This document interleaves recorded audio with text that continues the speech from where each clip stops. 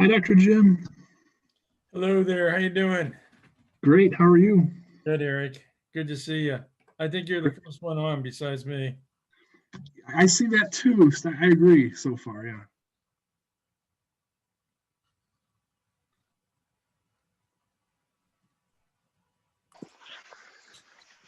We are now recording, so be careful what you say. I will be muting everybody during the discussion, so you're welcome to use the chat for any questions.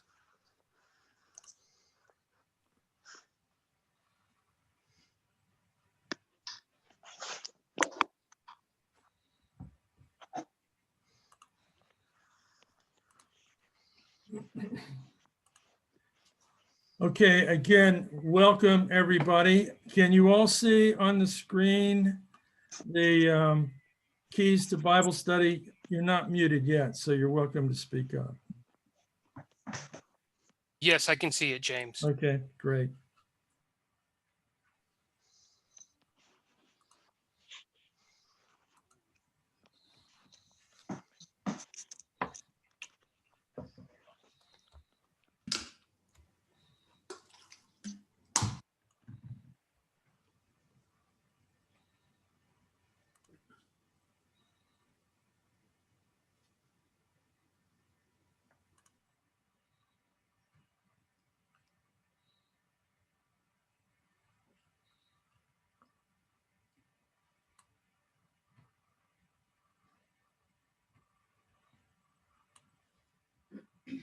Okay, Kevin, I can see you. So if you can hear me, okay, give me a thumbs up.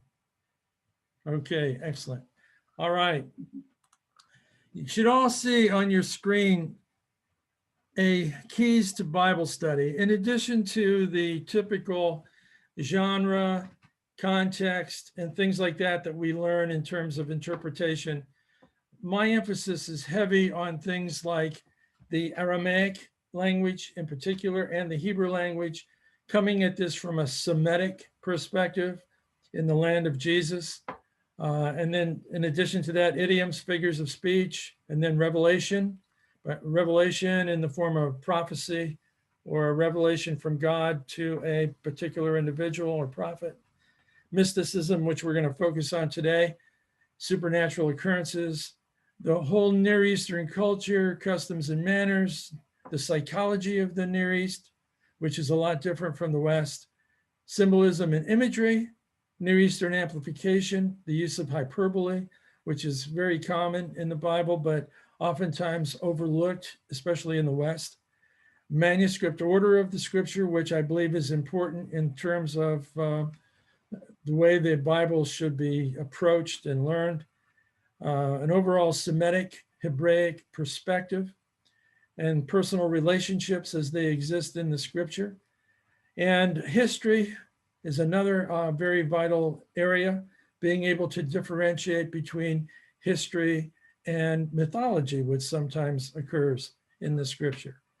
So that's the overview. The focus today is going to be on the mystical side. So I'm going to share another screen. This is the actual handout that you should have, but if you don't have it, that's okay, because we are going to be focusing in on it here as well. At the top, you see a quote from the book of Job from the Jerusalem Publishing Society version. And it says, "For God speaks in one way, yea, in two, though a man perceiveth it not, in a dream, in a vision of the night, when deep sleep falleth upon men." If you were to compare this with the Peshitta, the Aramaic, you would notice a difference right here, because Lamza, who translates this way, "For God speaks once. He does not speak a second time." The word la, no, is mentioned twice in that verse. And the question is, where does the translator put it in terms of interpreting?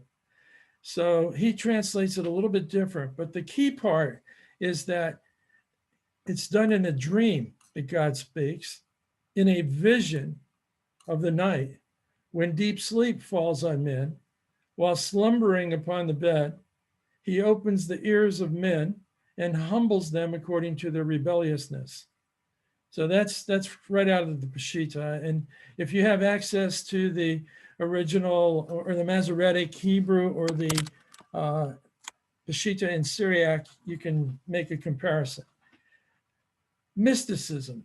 The Webster Dictionary defines it as an experience of mystical union or direct communion with the ultimate reality as reported by mystics. Also, another definition, the belief that direct knowledge of God, spiritual truth, or ultimate reality can be attained through subjective experience, such as intuition or insight. And because of this definition, because it's subjective experience, many people are afraid of mysticism. You will find this in particular in fundamentalist groups, some evangelical groups in the West. They don't want you to have anything at all to do with mysticism.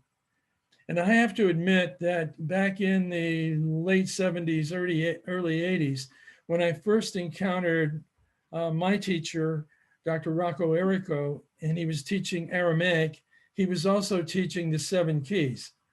The 7 keys are the first 7 of those principles that I mentioned from Aramaic and idioms and mysticism, revelation, etc.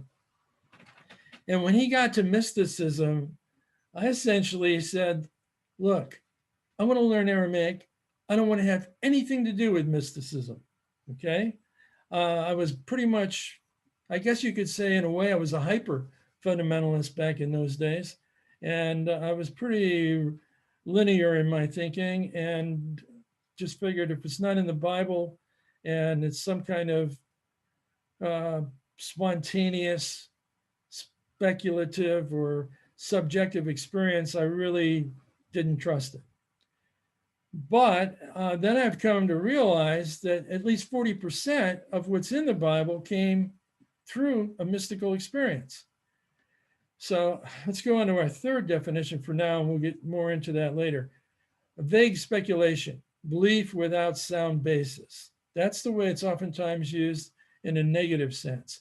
A theory postulating the possibility of direct and intuitive acquisition of ineffable knowledge or power. Evelyn Underhill, who is a pretty well-known writer on mysticism, says that it's the art of union with reality. The mystic is a person who has attained that union in greater or lesser degree, or who aims at and believes in such attainment. The word itself comes from the Greek. And if I butcher this word, Gary, forgive me, but from mysterion, mystery or secret. Mysticism is knowledge gained through subjective, intuitive experience. I also would like to mention that when we talk about intuitive, we're talking about integration between that which is the spirit of man, the soul of man, or the psyche in Greek, or nausea in Aramaic, which is the psychology, the psychological makeup, the being, the essence of the man, usually formally looked at as the mind, not just the brain, but the overall intellect of the body, the mind, the will, and the emotions. And then you have the body. So when the mind, will, emotions, body, and spirit are integrated in a particular way, then we have intuition, and intuition can lead into a mysticism or a mystical experience in some type of way. So we'll be looking at this mysticism in basically 2 types.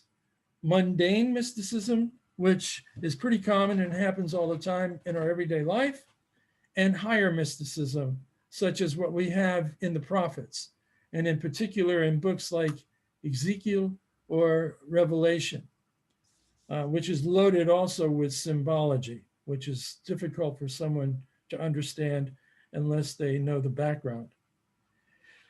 In 1 Samuel chapter 9, it says, formerly in Israel, when a man went to inquire of God, he said, Come, let us go to the seer. For today's prophet was formerly called a seer. So we have two words here.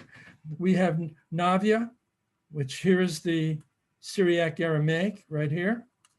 And here is Ketav Hasharim, which is really Aramaic letters, but it's Hebrew. We have Hebrew here. We have the word for prophet, Navia, same word, same letters, actually. For those of you that are familiar with the language, we have a Nun, Beit, Yod, Aleph.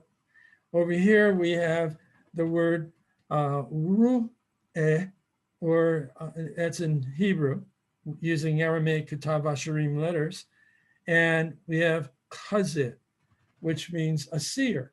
Now, a seer, I'm going to use a word that a lot of fundamentalists would be jumping up and down right now if they heard me say it.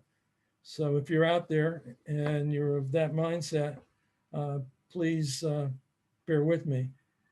It's a psychic. It's a person who receives psychic experiences. So what do we mean by mundane mysticism? Well, in, again, 1 Samuel chapter 9, verse 1, Saul is searching for his father's donkeys, and his servant could not find him along with him. So he decided to go to the local prophet and seer, Samuel. And before they could even question, this is an interesting thing about certain people in the scriptures, like Samuel and Daniel, for example.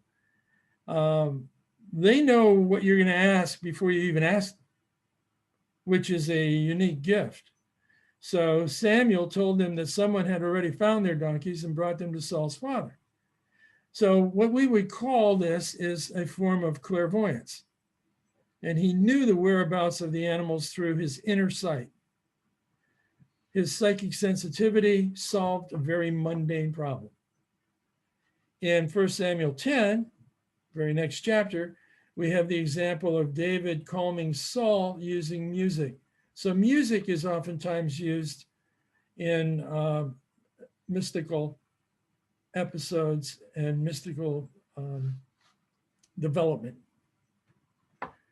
Scripture reports many mystical episodes. Some are obvious, others are more subtle. Note that Genesis chapter 1, is not a literal Genesis story of creation. It's, if you look at it in the original Hebrew and Aramaic, it appears to be a prose poem giving an ancient cosmology through Moses. It talks about creation, but really the underlying text is about enlightenment and true religion. So at this point, I want to explain something, and then I'll pause for a moment, and we'll see if you have any questions that you want to put in the chat. The rabbis interpret texts at 4 levels, and they call this pardes.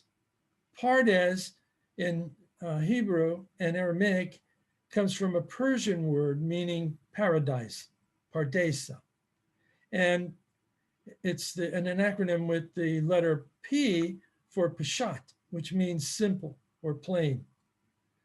And the letter R represents remes, which is a hint in the text. The word drash represents the story and metaphors that are in the text. And the word sod is the secret or the mystical level. So looking at this, this idea of pardes, I want to share with you something that comes from a book.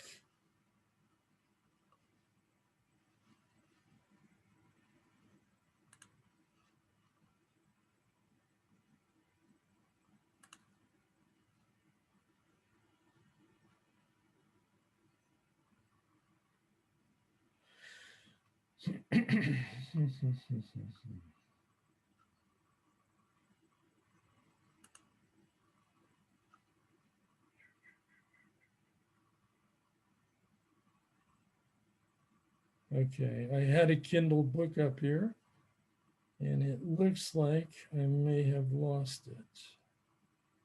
Okay, anyhow, there's a book that was written by Amy Jill Levine and Brettler, and it's about the Bible with and without Jesus. And it looks heavily at the Tanakh, or the Old Testament. And it takes the Song of Songs, the Song of Solomon, and it shows how just a simple text like Song of Songs, chapter 1, verse 2, can be looked at on the Peshat level. It's a simple kiss between lovers. On the Remez level, it hints beyond something else. On the Drash level, there's a whole story behind it. And on the Sod level, which is secret, and it gets into intimacy with God, or divine experience. So you have all of that in one verse. And that's how the rabbis might look at these texts. And when you study Midrash, or you look at something like Genesis Rabbah, when I first read that book, I thought, oh my God, how could they come up with all this stuff from a particular text? But they're peeling the text and looking at it at different levels, looking at it from different perspectives. And that's a very important aspect in studying the scriptures.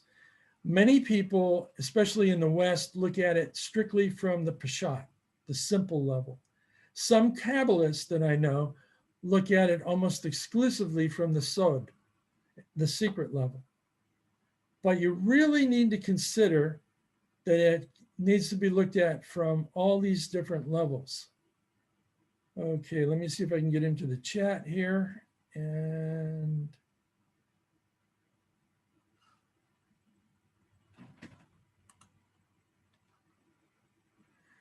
I'll look at some of your questions. Okay. Mysticism versus miracle versus sorcery. If a person does any of these things that I've described so far, and they're a person who worships God, they're a person who respects God, and they're receiving from God, and they're letting God lead, then it's mysticism. Let me give you an example from my own life. There was an early part of my life when I first got out of the military, when I led a life that I'm not very proud of, okay? And I was a Roman Catholic back then, and I was getting ready to go I was going to a priest for confession. And as I was praying in the church, just before going into the confessional, I heard an inner voice. I didn't expect it. I didn't want it. And it chastised me heavily. And that inner voice was basically saying to me, you have gone too far. If you go any further, you're going to destroy your whole life. And then it revealed to me something about someone that I was very close to at the time that I needed to know, but the person wouldn't tell me about it. And it just spelled it out. How did I know that? Where did it come from? That's perhaps a mundane form of mysticism, something I needed to know that I didn't expect, that I wasn't going after. But God basically told me at the end of that, you're going to go in and talk to the priest, but right now listen to me. Because it's more important for you to listen to me right now than it is for you to go through the motions like you do every time you go to confession. Go over and drop your sins, get absolution, and then start all over again. So that was a significant event in my life. Now, a miracle is where God intervenes in a way that no one expects. For example, when I was married and my wife died about 5.5 years ago, going back about 30 years, She had a very rare form of cancer. And everybody that had that form of cancer was dead. You know, I worked at a hospital at that time, and I had a librarian do a search for me, and everything I looked up, it was fatal. Nobody got cured. And there were only 24 cases documented in the whole world. Somehow she lived for another 30 years. Somehow it was guided on what doctor to go to, because we had to travel for that. And there's a whole long story to that. I don't want to get into every little detail, but we had to drop the chief of oncology as her physician. And the physician that really had the answers and connected me with the world #1 expert in the world just happened to have lunch with me one day at that hospital. And I told him about my wife's situation. And I was convicted repeatedly in my prayer and meditation that she will be okay. This will pass.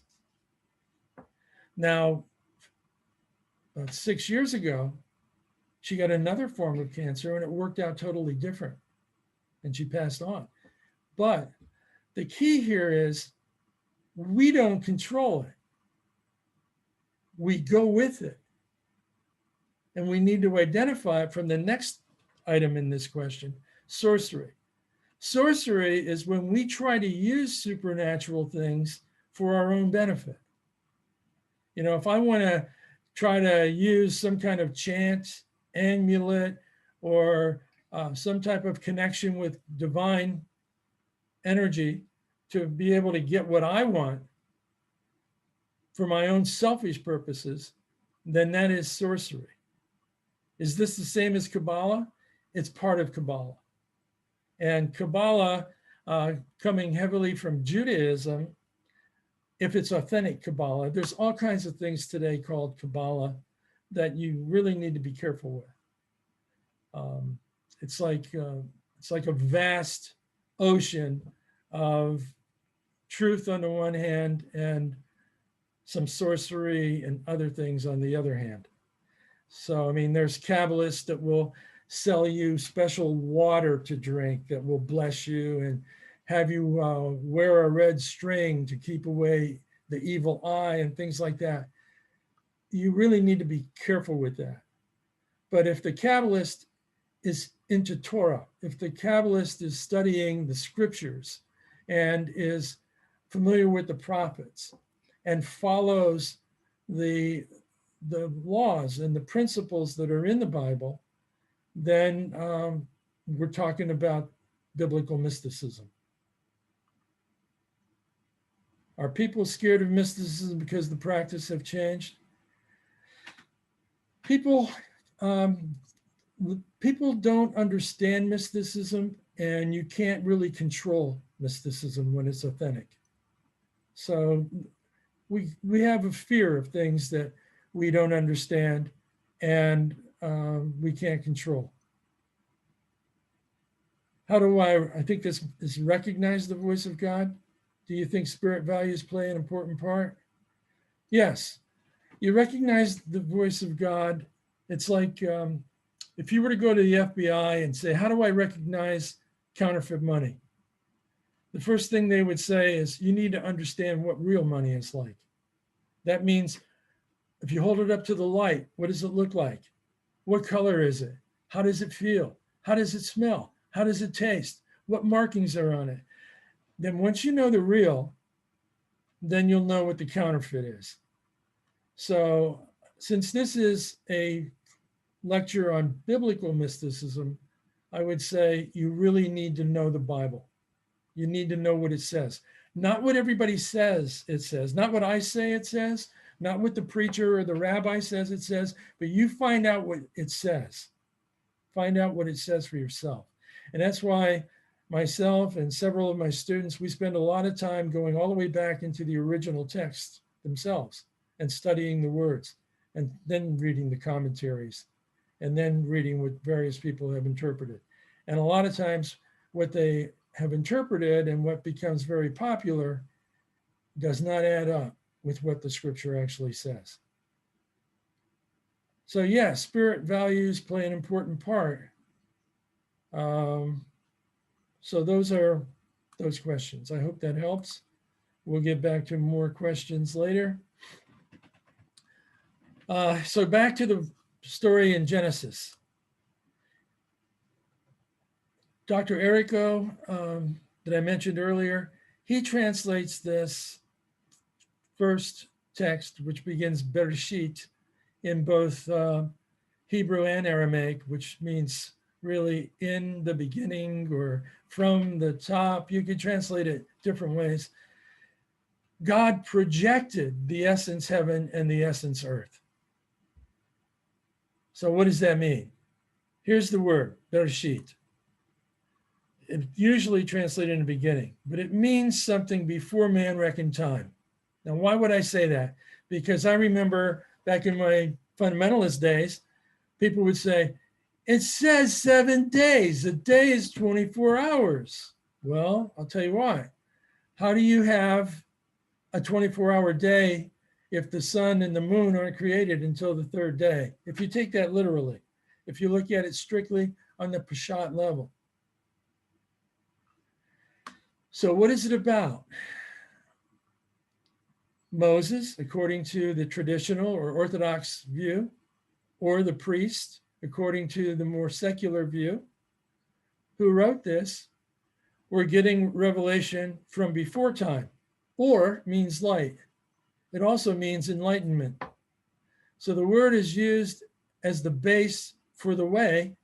Before Jesus's followers were called Christians, they were called Orha, which means the way, because they followed the way.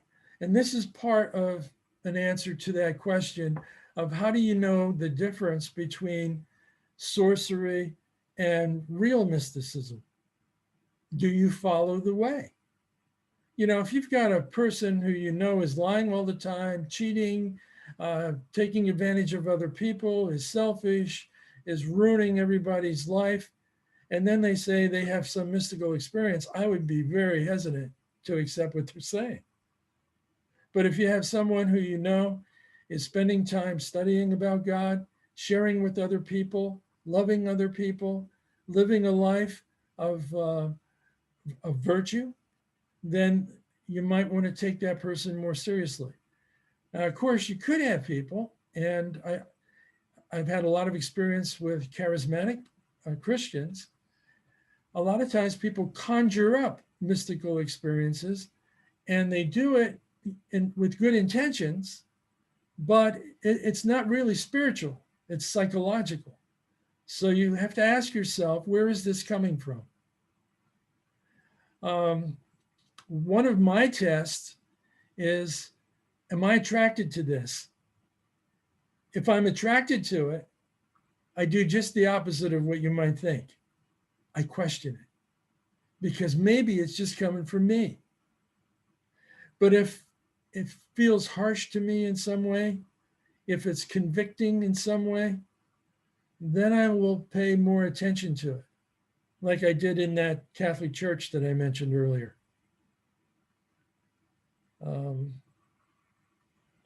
This idea of enlightenment, when Abraham was told that his offspring would be greater in number than the stars in heaven, this is a poetic thing. I mean, Abraham didn't take out a calculator and, well, gee, how many stars are up there? You know, that's how many offspring I'm going to have. It's part of it is the enlightenment is that his experience with the true God is overshadowing the God and gods of Chaldea. In Chaldea, they were noted for astrology. So this verse is, the hint in this verse is telling Abraham, you yourself are greater than those stars in heaven. Your offspring will be greater. Don't worship the stars.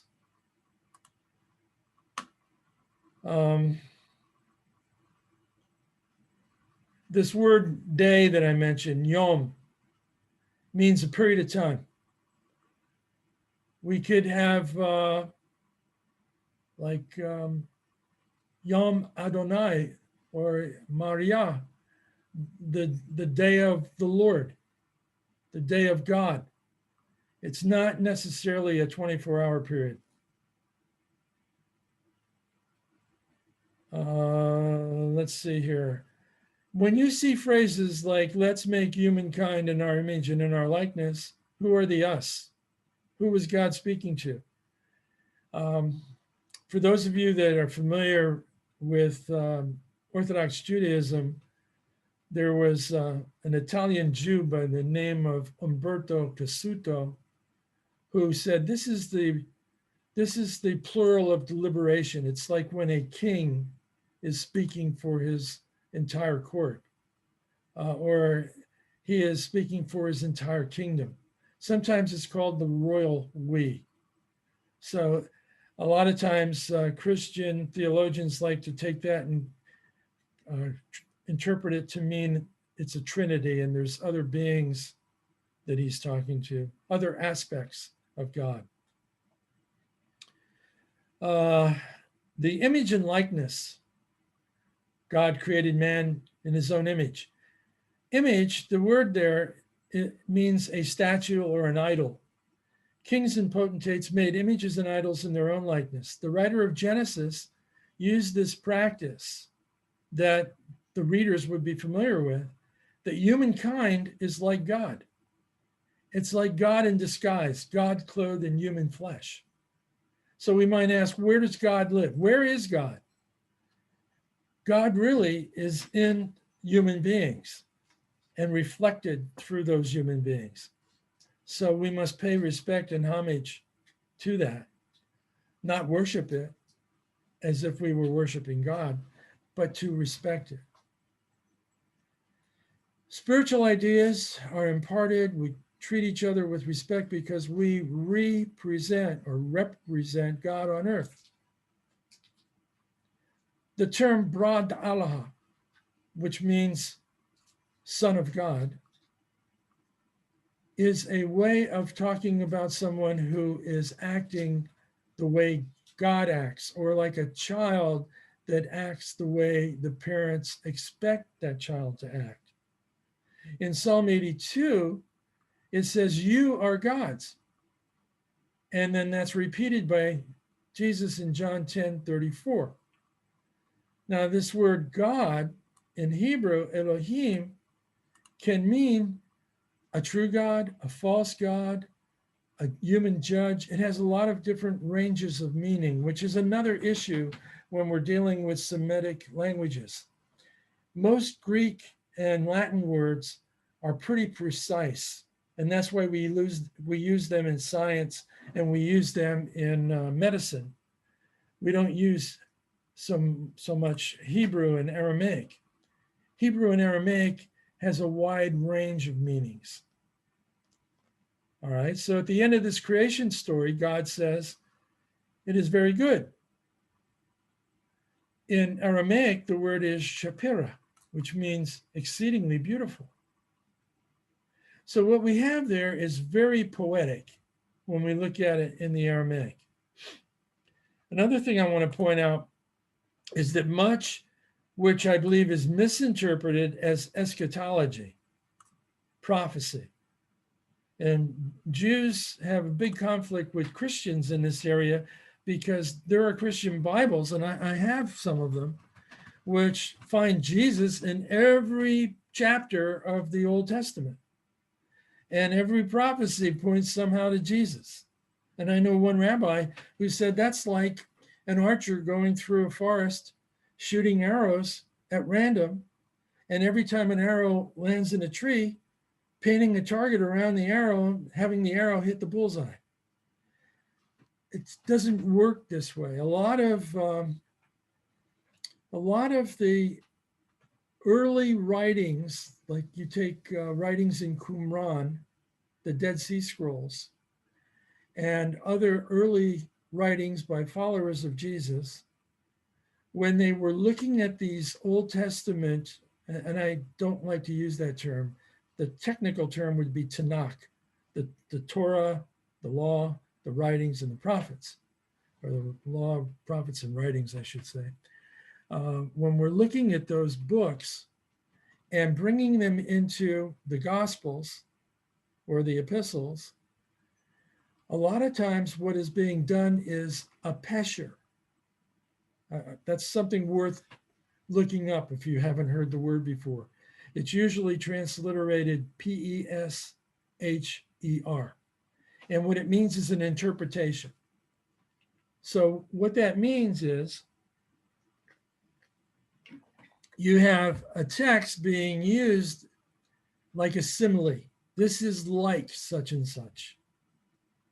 So, for example, in the birth stories of Jesus, you have Jesus going to Egypt, just like Moses was in Egypt.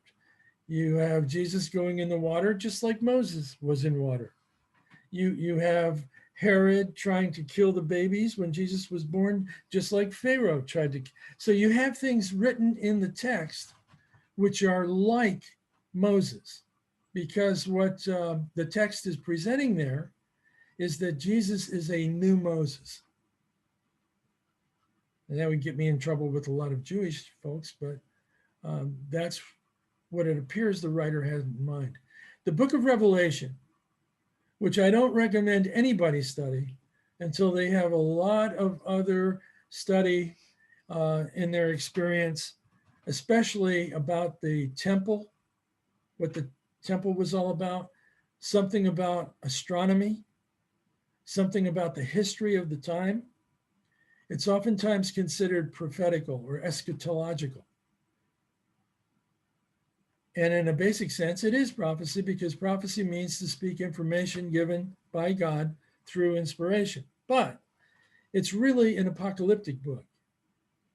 It's not designed to predict events during our time. It shows the triumph of Messiah, an anointed man who brings enlightenment to the world. It was not written to frighten, but to show that good will triumph over evil. Metaphysically, it shows the tree of life for the healing of the nations. It's full of symbolism, manifesting streams of consciousness that are full of life and healing. That's what it's about. It's not designed to scare the daylights out of people. It's designed to give them hope. And the point of all of this is enlightenment. All right, now higher mysticism or transpersonal realization is a devotional hearing and speaking for God on a national level. This includes transcending time and space and seeing future events. The books of the prophets provide many good examples of higher mysticism in the form of spiritual guidance, psychic phenomena, visions, dreams, revelation, bilocation, out-of-body experience. For example, Ezekiel is in Babylon by the river Kebar, but he's seen prophetically or psychically to be in Jerusalem. Discernment of spirits. The woman of Endor, translated as a witch in the King James Bible, but that's not accurate. She brings a familiar spirit of Samuel, who had passed on, but is called up from the dead to communicate bad news to Saul. Prognostication, seeing and foretelling future events. And that's not usually thousands of years in the future, but sometimes an impending event in the near future.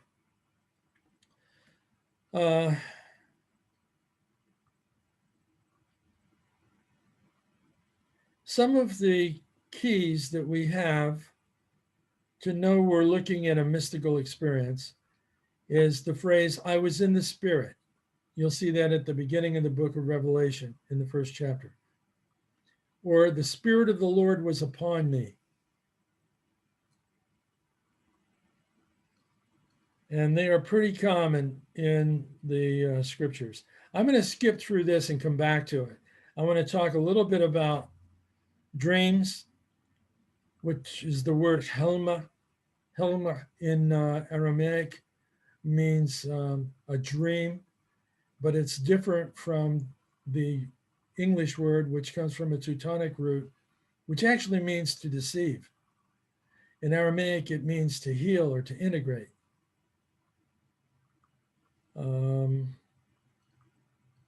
When Solomon prayed for wisdom, it stated that in Gibeon, the Lord appeared to Solomon in a dream by night and said, "Ask, and I shall give thee." 1 Kings 3:5. I have a whole lot of dreams from the Bible that we could look at. I'm going to look at one in Daniel chapter 5, verse 12.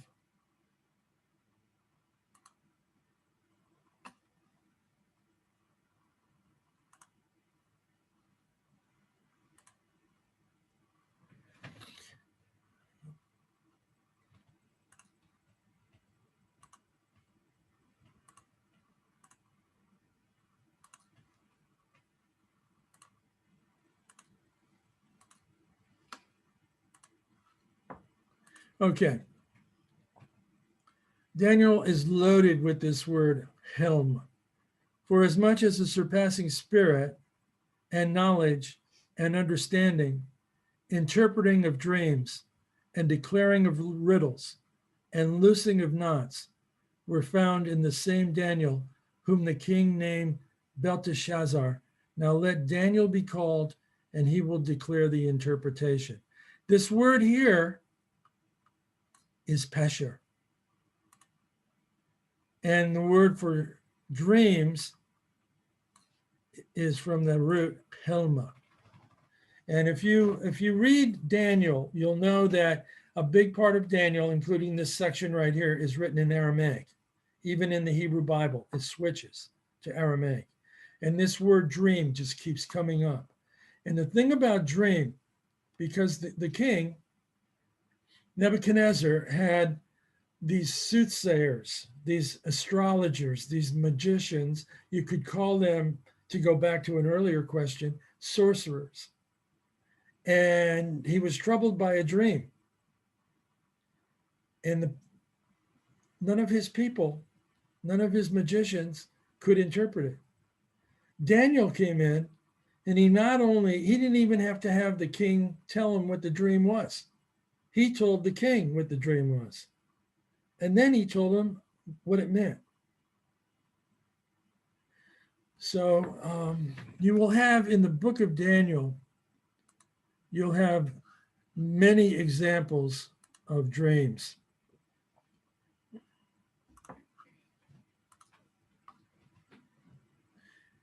And I give you a lot of other examples there as well. Vision, Chazoa. Mar Narsai was one of the Aramaic church fathers, and he said in one of his commentaries that God appeared to patriarchs and prophets in dreams and visions. This goes all the way back to the 4th century of our era. And here's some examples, many examples of visions in the Bible. In the book of Ephesians, we have in Aramaic this section right here. And this first word here, Dalgiliana, this is actually the same word that's used for the title of the book of Revelation in Aramaic. It means manifestation or evidence. And this is right from Paul's writings here.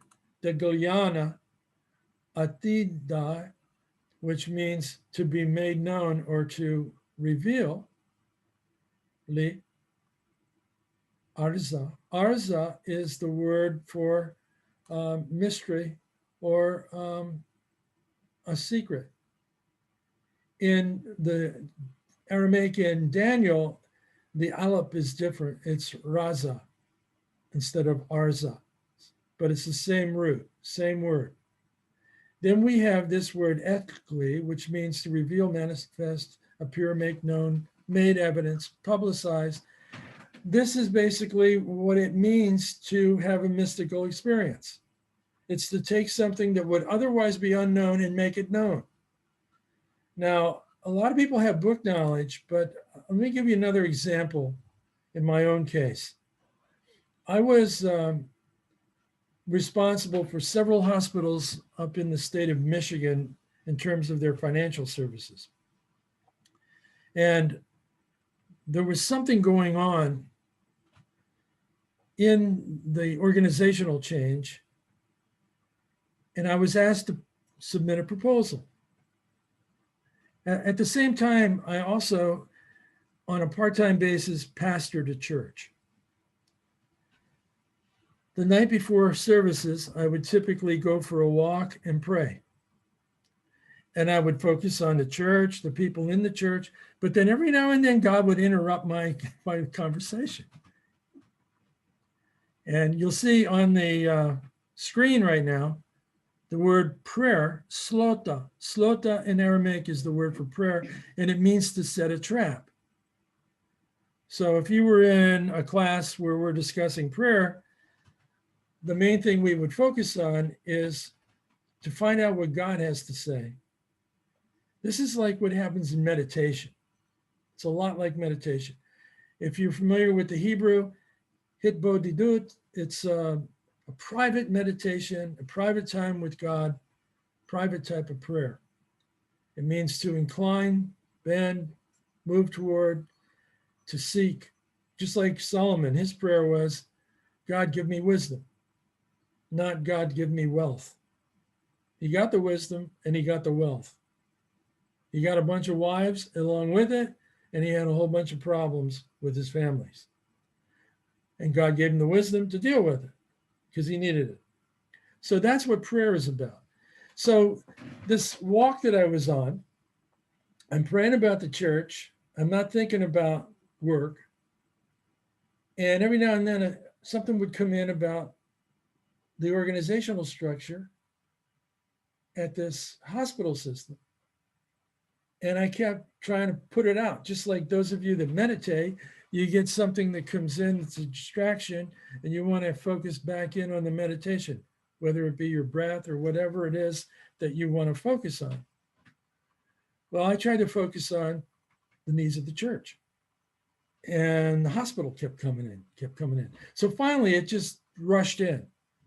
And I heard inside my spirit, they are going to accept your proposal, but they're not going to allow you to implement it, which didn't make any sense. And I hadn't heard anything along that line. Following Monday, I go into work. I'm in my office. The chief financial officer and the controller walk in my office, close the door, and they said, "You will not believe this." And I sat back in my chair, almost burst out laughing, because I knew exactly what they were going to say.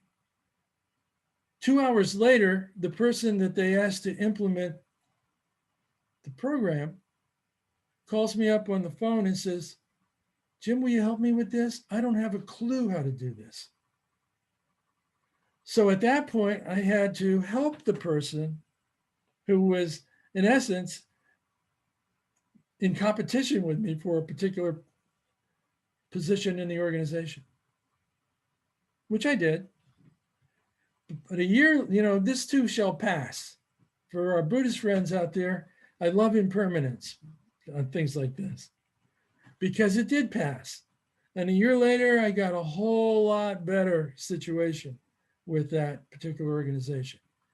So that's an example where in prayer, listening to God, he reveals something to you that otherwise, let's face it, I would have been shocked that Monday morning. I would have probably been angry that Monday morning because it didn't make any sense. And it was a direct political attack in my direction and also in the direction of the two people that came in my office, the controller and the chief financial officer, because it didn't make any sense to them either. So that's an example of mundane mysticism. Then another word I want to get into is the word rania, or meditation, to consider, to contemplate. This word can also mean to mutter, to say something like, if I'm praying audibly in Aramaic, it would sound like I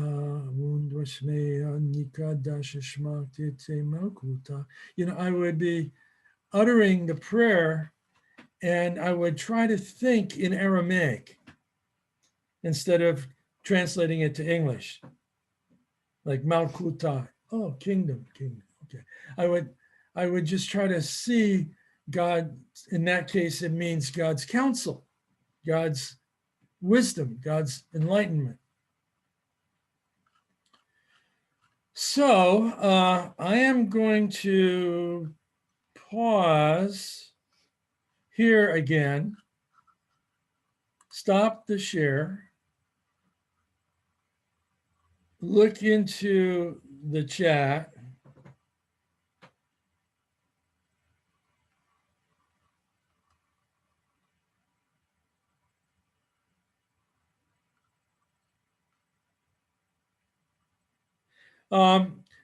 Looks like God was speaking angels at the time of creation, Job 38:7.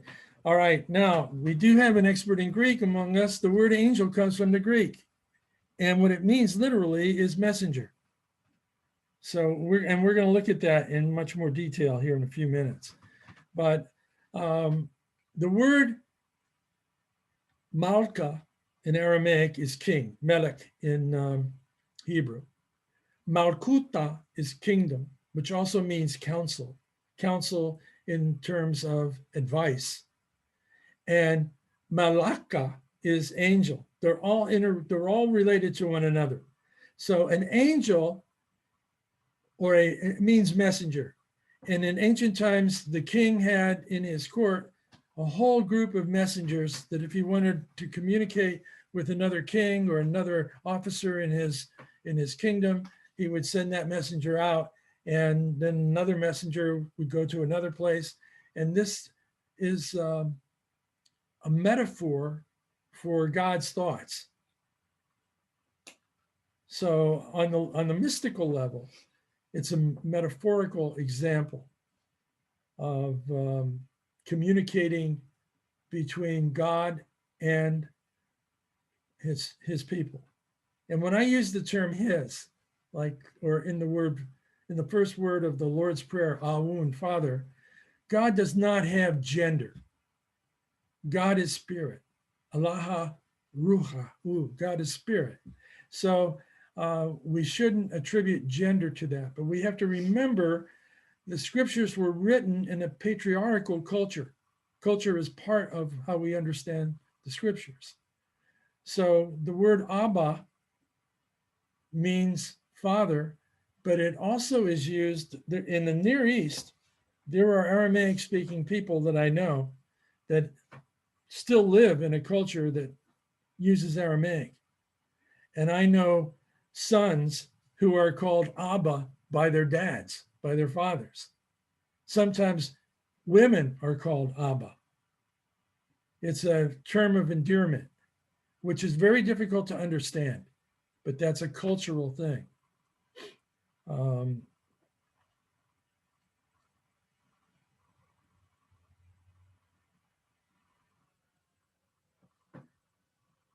Razim, yeah. These words here are being put in the plural form in the Hebrew. Pesharim is correct.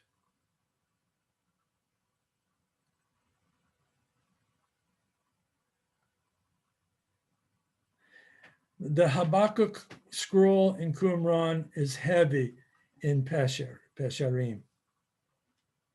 These are good examples, yes, for higher mysticism.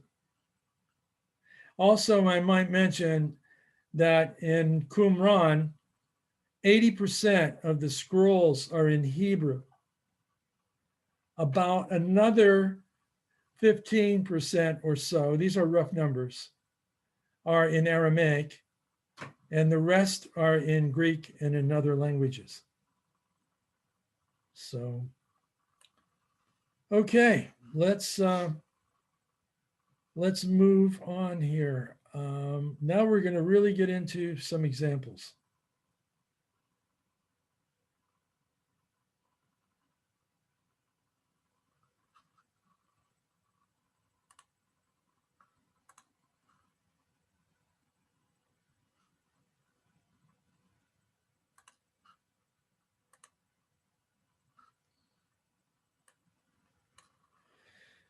Okay.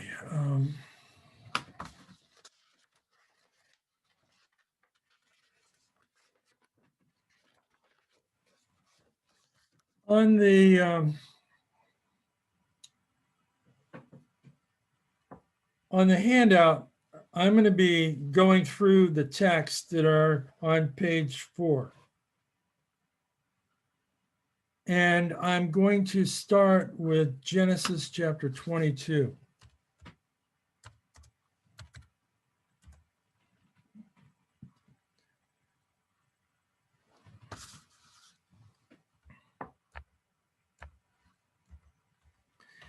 I am going to be using the ESV, the English Standard Version, simply for ease of use. I have in my computer hundreds of different versions that we could use. If someone wants to see anything in another version, just put it in the chat and we'll take a look at it. Now, Genesis 22. This is going to be the Akedah story from Hebrew, but it's not going to be the way you normally hear it. And I have gone over this with a rabbi, Orthodox rabbi, at a Torah center. And I have published several papers on this. What I'm about to tell you is very accurate in terms of interpretation, but very uncommon in terms of the way it is usually interpreted. So after these things, God tested Abraham and said to him, Abraham, and he said, here I am. He said, take your son, your only son, Isaac, whom you love, and go to the land of Moriah and offer him there as a burnt offering on one of the mountains on which I shall tell you. So now you have here the testing, as it's normally called, of Abraham.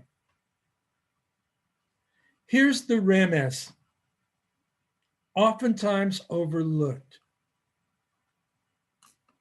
So Abraham rose early in the morning. There is a Hebrew interpreter, an Orthodox rabbinical interpreter named Rashi, and he wrote a book. I have a copy of it. What is bothering Rashi? So the question here is, what is bothering me about this? Why does it say he rose early in the morning? Did he want to make haste? Well, when I heard Dr. Ericos teach on this, he said this is a hint that Abraham had a dream, that this part here is a dream. And he's getting up immediately after that dream. You ever wake up from a dream that really bothers you? And this dream would have really bothered him. Your son, your only son, and that's Yehidiah, your beloved only son. Now he had 2 sons. Why does it say only son? That's another story, because he had Ishmael as well. But what he probably had here was a dream. And here it says God. And you'll see at the bottom of the screen, I don't know if it's not very big, but it says Elohim. Allah in Aramaic. God tested Abraham. So Abraham gets Isaac, gets some of his people together, and heads off.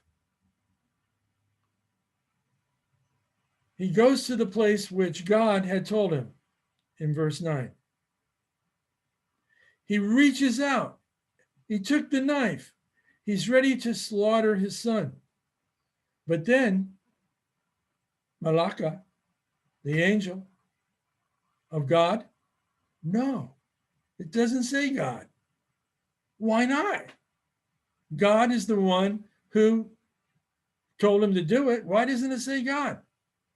It would say in Hebrew, Yod Ke Vav Ke, or Yahweh, or Jehovah, or in Aramaic, Maria.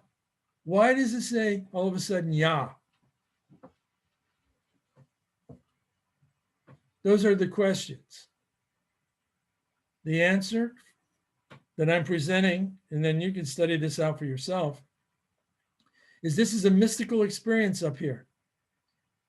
Abraham, in a dream, is told to sacrifice his son.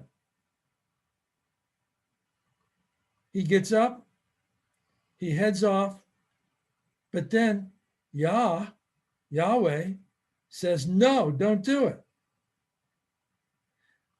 For those of you that are familiar with biblical studies, is this the documentary hypothesis here? Is this something that we have two different writers? Maybe, maybe not. Maybe what's happening here, and this is contextually correct in terms of the whole life of Abraham. Maybe what's happening here is Abraham came out of Chaldea. He knew about human sacrifice. He took the most precious thing, because what they would do is sacrifice their firstborn. He took the most precious thing that he had. But then Yah says, no, don't do it. I don't want you to sacrifice your son. So I'm looking at this as a mystical experience. And I want you to at least consider that possibility. Then we'll move on. We'll move on to Genesis chapter 28. Because now we have the son, Isaac, who has a son, Jacob, and he blesses him. Going down to verse 10, Jacob leaves Beersheba and goes to Haran. He comes to a certain place, stayed there that night because the sun had set. Taking one of the stones, he puts it under his head, lays down on that place to sleep, and he dreamed. And behold, there was a ladder. It's really a ziggurat. It's almost like a step-by-step pyramid set up on the earth, and the top of it reached up to the sky, to heaven.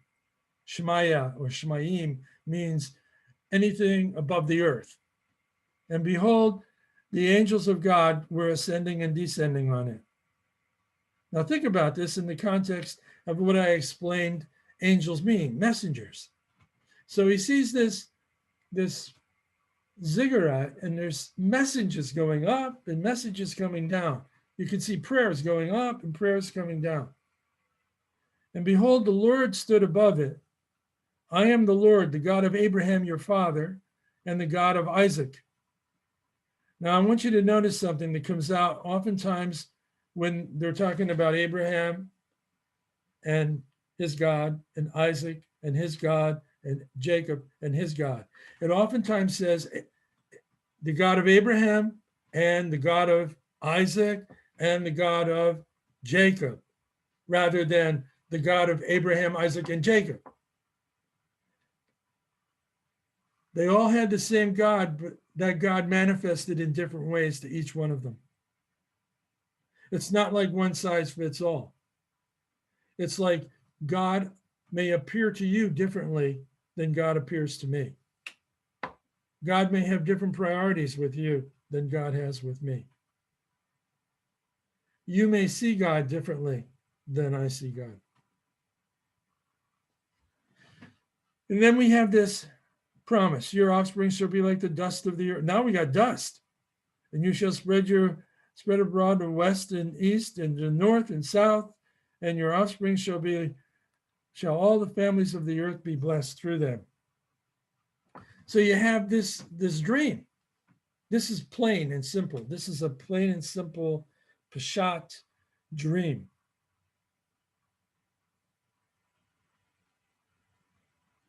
Then you have in Genesis chapter 27,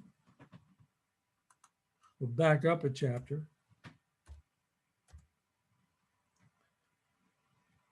In verse 42,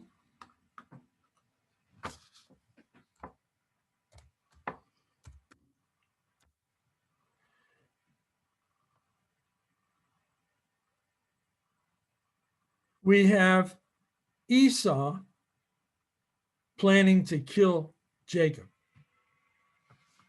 Esau is planning to kill Jacob.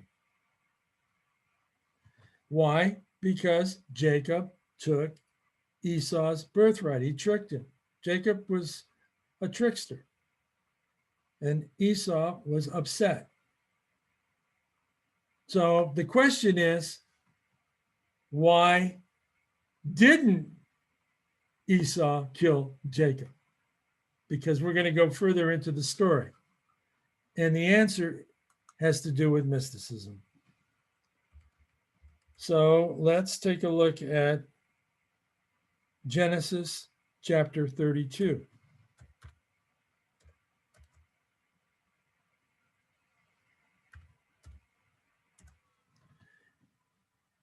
Jacob was left alone, and a man wrestled with him until the breaking of the day. And when the man saw that he did not prevail against Jacob, he touched his hip socket, and Jacob's hip was put out of joint as he wrestled with him. Then he said, "Let me go, for the day has broken." But Jacob said, "I will not let you go unless you bless me." And he said to him, "What is your name?" And he said, "Jacob." And he said, "Your name shall no longer be called Jacob, but Israel." That's where the word Israel comes from. "For you have striven with God and with men and prevailed." Then Jacob asked him, "Please tell me your name." But he said, "Why is it that you ask my name?" And there he blessed him. So now here's the question. What's the name of this man? And sometimes you have this story interpreted that Jacob was wrestling with an angel. And sometimes you have Jacob wrestled with God. Because Jacob says here, he called the name of place Peniel, for I have seen God face to face, and yet my life has been delivered. And then the sun rose upon him as he passed Peniel, limping because of his hip. So the question is, what's going on in this dream? Who's he wrestling with? Well, let's take a look at the next chapter.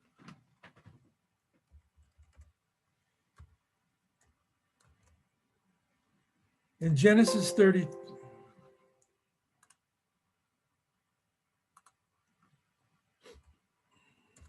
in Genesis 33, beginning at the very start of this, Jacob lifts up his eyes and he's going to meet his brother Esau. Esau's coming with 400 men with him. So he divided the children among Leah and Rachel and the two female servants. And he put the servants with their children in front, and then Leah with her children, and Rachel and Joseph last of all. He himself went on before them, bowing himself to the ground 7 times, very biblical number, until he came near to his brother. Now remember, Esau is going to kill Jacob, right? But Esau ran to meet him and embraced him and fell on his neck and kissed him, and they wept. And when Esau lifted up his eyes and saw the women and children, he said, "Who are these with you?" And Jacob said, "The children whom God has graciously given your servant." Then the servants drew near, and their children, and bowed down. Leah likewise, and her children drew near and bowed down. And last, Joseph and Rachel drew near, and they bowed down. Esau said, "What do you mean by all this company that I met?" Jacob answered, "To find favor in the sight of my Lord." But Esau said, "I have enough, my brother. Keep what you have for yourself." And Jacob said, "No, please, I have found favor in your light. Then accept my present from my hand, for I have seen your face. I have seen your face, Peniel, which is like seeing the face of God, and you have accepted me." So here we have a mystical experience that solved a tremendous problem between Jacob and Esau. Who did Jacob wrestle with in the dream? It was a struggle between the relationship that he had with his brother. And that relationship was rectified by the guidance that he received in the dream. Moving on, chapter 37, we have Joseph's dream. I'm sorry, chapter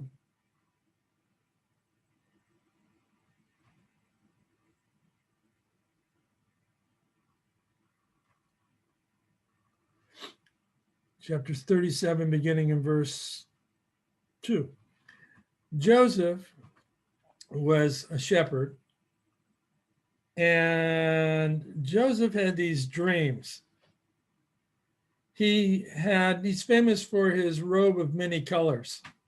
Several years ago, there was a play, Joseph in his dream coat. In Aramaic, it doesn't say many colors, it says long sleeves. Well, be that as may, Joseph was a dreamer. And unfortunately, he shared his dream with his brothers. And he says they were binding sheaves in the field, and behold, my sheaf arose and stood upright, and behold, your sheaves gathered round about and bowed down to my sheaf. Now you can imagine how his brothers felt about that. Okay, now Joseph's a big deal. He's got this dream, and he's the big wheel, and we're all supposed to bow to him. So as the story goes on, they try to get rid of Joseph, but he pops up, similar to Jacob and Esau, and in the end, they are reconciled. And I'm not going to share that whole story with you, but if you start at Genesis chapter 37 and move onward, you will see it. And it's based on mystical experiences, what goes on in dreams. Joshua,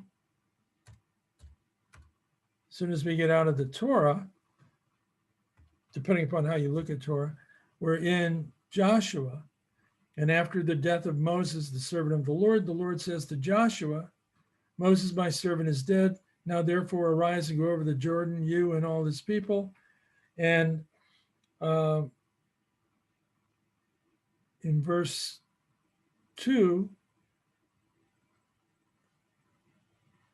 Moses had been talked to, as they say in Hebrew, panim the panim, face to face.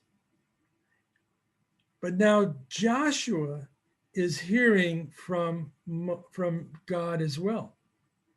So in this word Lord, anytime you see it in all capitals like this, it means Yahweh. He's speaking to Joshua. That is a mystical experience. That is divine revelation. And basically, he's saying, now you take the place of Moses.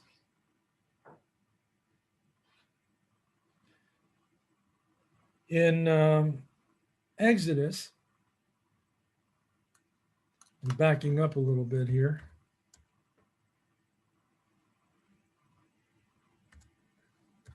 Chapter 33.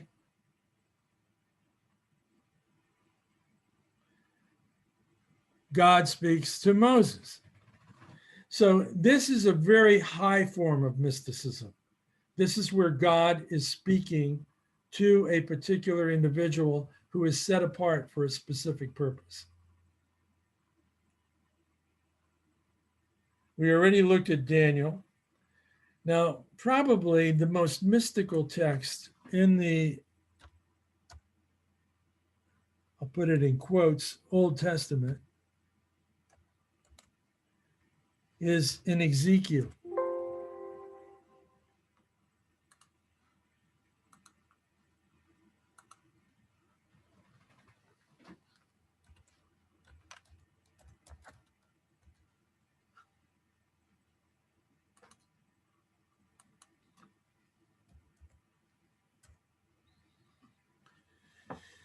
So here we have Ezekiel, who's in Babylon. And the heavens are opened, and he sees visions of God. It's on a particular day of the month. Those months and days were measured in terms of the reigns of different kings or special events. And as he looks, a stormy wind comes out of the north. Now, everything has significance. It's not just the wind, and wind would be ruach. It's the same word for spirit. And it's a stormy wind from the north. The north is frequently where the Israelites expected attacks. And this great cloud with brightness around it, flashing forth continually. In the midst of the fire, as it were, gleaming metal. And then 4 living creatures. And their appearance, they had a human likeness, but each had 4 faces, one for each direction of the compass. And each of them had 4 wings. Their legs were straight. They sparkled like burnished bronze. They had human hands. Their wings touched each other. They went straight forward without turning. It's almost like a flying saucer in the way they could maneuver. They also had the face of a lion on the right side, and the face of an ox on the left, and the face of an eagle. So these are symbols. Lion for fierceness and royalty, an ox for strength, human for the mind and humanity, the eagle for being able to see in all directions and being able to maneuver. These are all symbolic.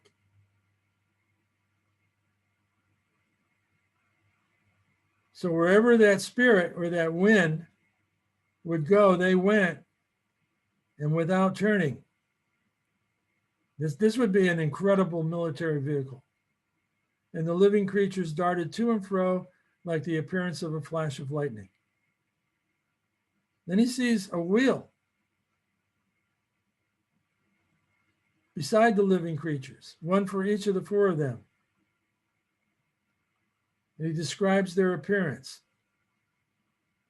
I would not recommend reading the book of Ezekiel unless you're really familiar with the other parts of the Bible first, because it is a real trip.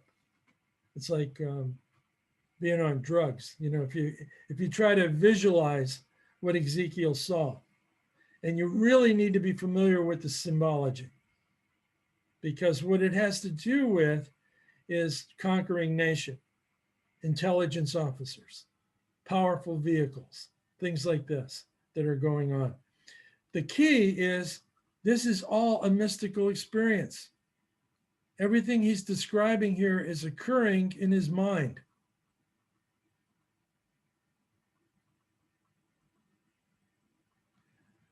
You all know the story of Jonah. But what is it really about? Jonah, I'm not going to even turn there because it's so familiar. Jonah is about a man's reluctance to go to Assyria because he has enough problems back in Israel. Why should I get Assyria to repent if Israel hasn't even repented yet? But God keeps coaxing him to go to Assyria. And in the story, which is a great drama, you have all kinds of things that get in Jonah's way as he tries to go in the opposite direction, even to the point of being thrown overboard by a group of pagans who are praying to God to save them because they think Jonah being on board their ship has caused a great storm that would sink the ship. So they throw him overboard, and then he's consumed by this fish, which may be an idiom.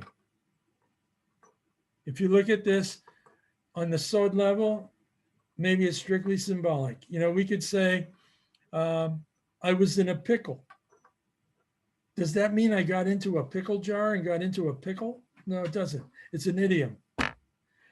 And to be in a fish, it's just like finding money in a fish. There's a story in the Gospels where Jesus tells one of his disciples to go fishing and you will find the coin you need in the fish.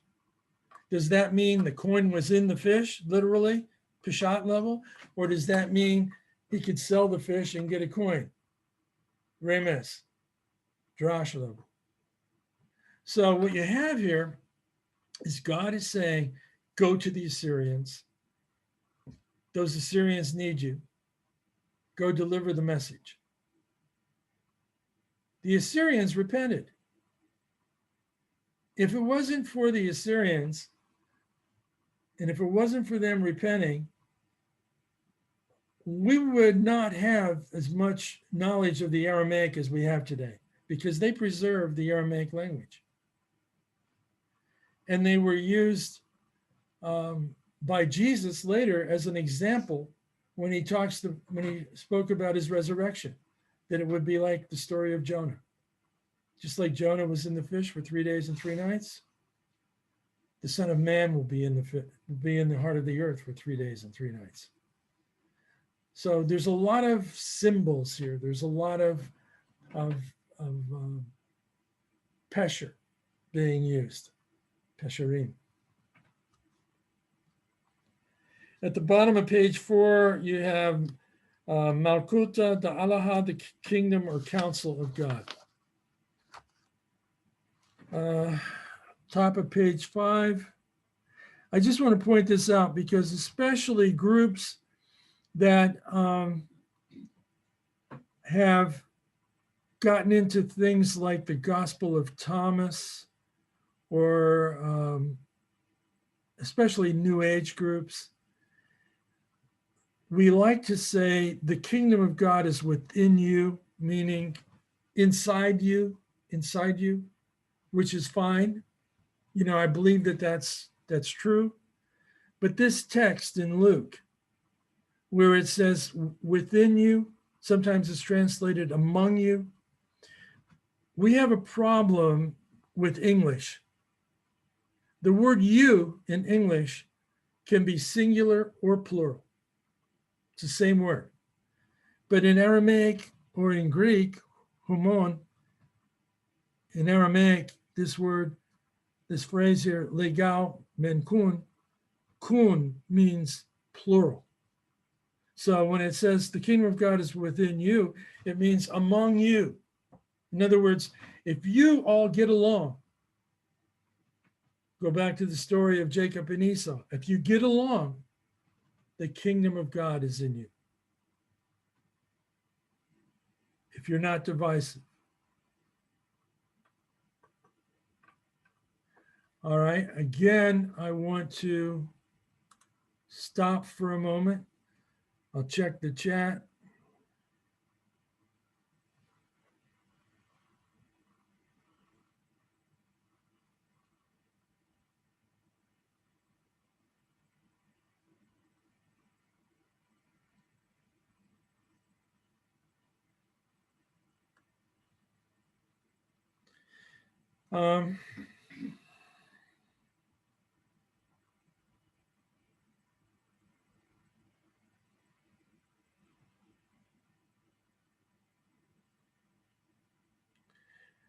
The question is Israel. For that name to be interpreted as wrestles with God, is that incorrect? No, that is correct. Israel means a man who wrestled with God. But how did he wrestle with God? He wrestled with God because God presented to him in that dream the need for him to reconcile with his brother.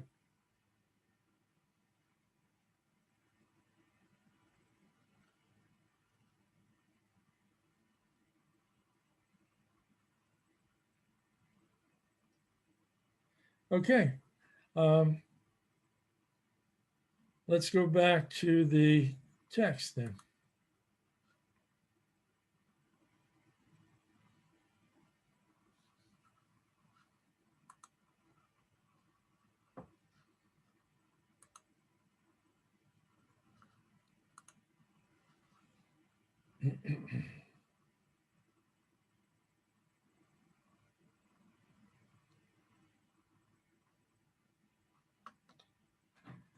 How are we doing for time here? We're doing okay.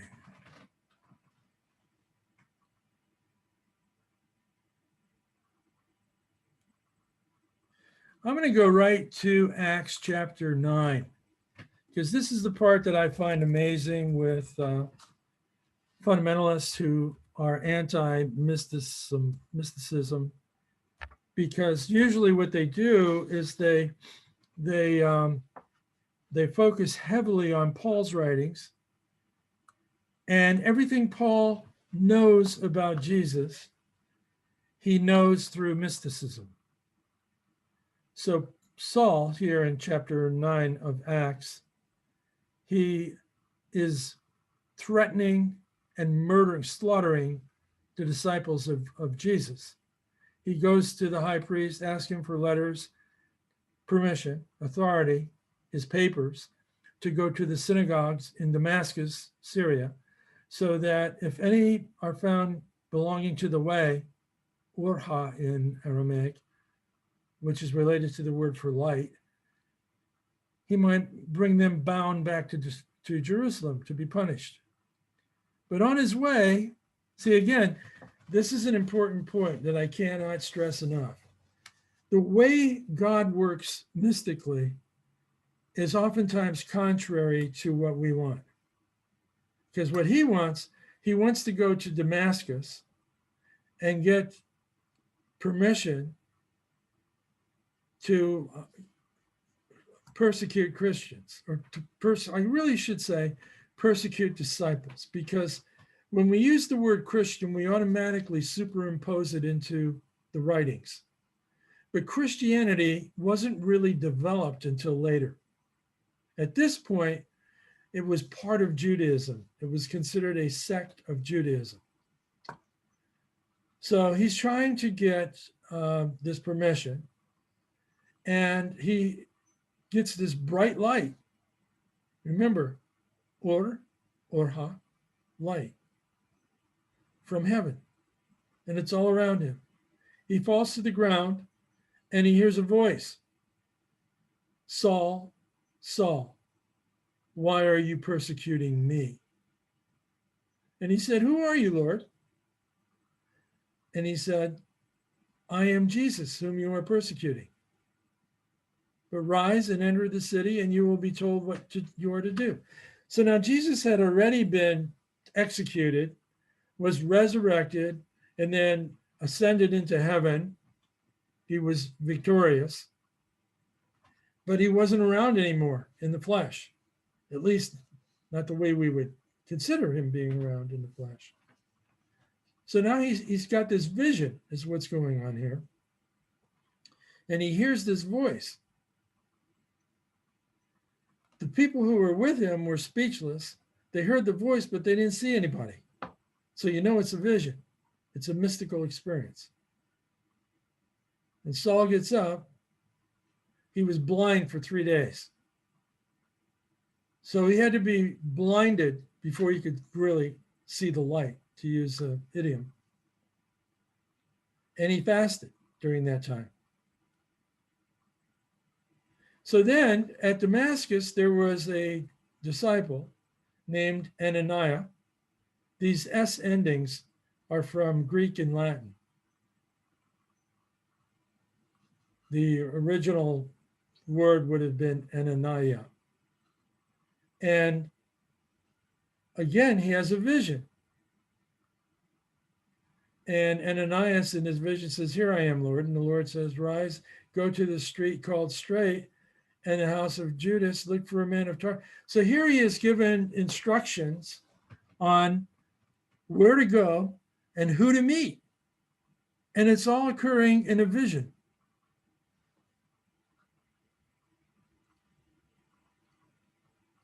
And then he has more instructions and information that is provided to him. Then in the next chapter,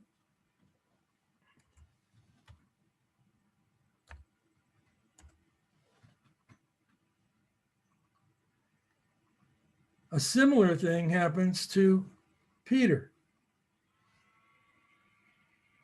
And Simon or Shimon, is his real name. And Peter, which comes from the Aramaic kepa, is the name of a rock or a stone. And frankly, although the Catholic Church claims that he was the first pope and that he was the rock, going back to Matthew chapter 16, the word kepa in Aramaic is not a very popular name that you would want to give to your son. It's a nickname. And what it typically means is someone who is tough or stubborn, hard-headed type of individual, which is very consistent with his personality. So when it was put into Greek, Peter, it took on a much more positive meaning. So an angel speaks to him. Again, it's a messenger. And he has this vision of all these foods which he can't eat because they're not clean. So in the vision, he hears, and you see this edition is a red letter edition, so it assumes it's the words of Jesus in vision. Peter says, I can't eat that, for I have never eaten anything that's uncommon, anything that's common or unclean. And the voice comes to him again, what God has made clean, do not call common. I've heard a lot of people have interpreted this verse to mean now you can eat any foods you want to eat. God has made all the foods clean. But really, that's not the meaning of the verse. What it's talking about is interpreted in the vision itself. And what it's talking about is going to the Gentiles who were considered unclean. Now it's talking about God-fearing Gentiles. God-fearing meaning those Gentiles who do not disobey your laws. Major laws being laws of no idolatry, no murder, no theft, no fornication, things like that. So essentially, I know we've got several Buddhists here. A Theravada Buddhist would be okay because they don't violate those laws. But a typical Roman, many of them would have problems. Many of the Greeks would have problems, especially in cities like Corinth, where you have a seaport and you have all kinds of pagan shrines and things going on which were anti-Torah. So again, we have Paul and then Peter, who are having visions that are very practical in helping them to understand what they need to do when it comes to the Gentiles and what it means in terms of dealing with the sect of Judaism that is called the Way at that particular point. In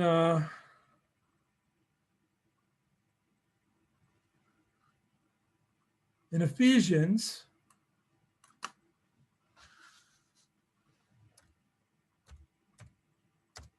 chapter 1,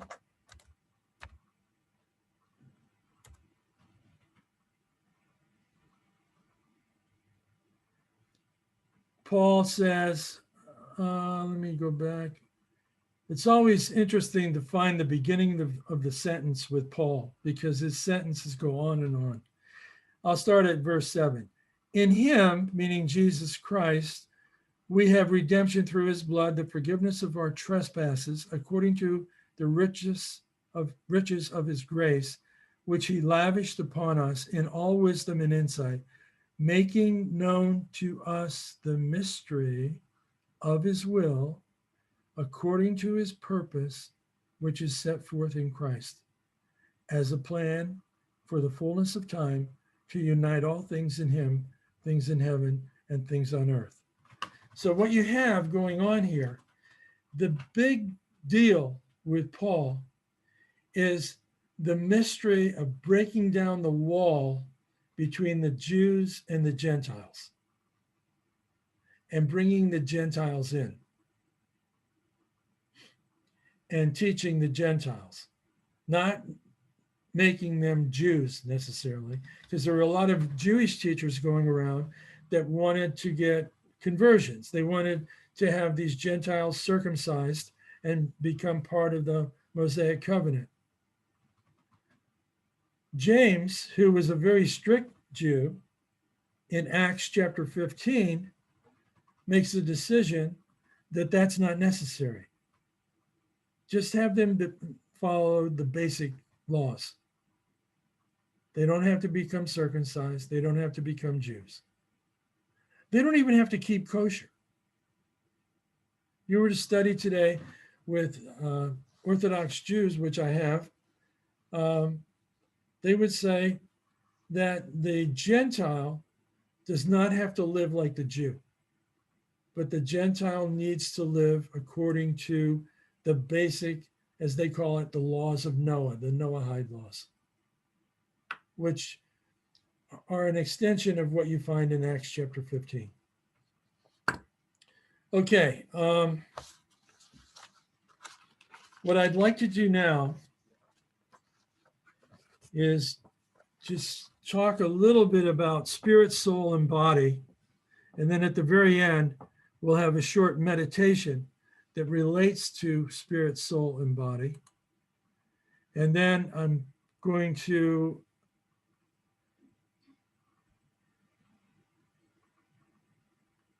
look at these chat questions again, see if there's anything I missed.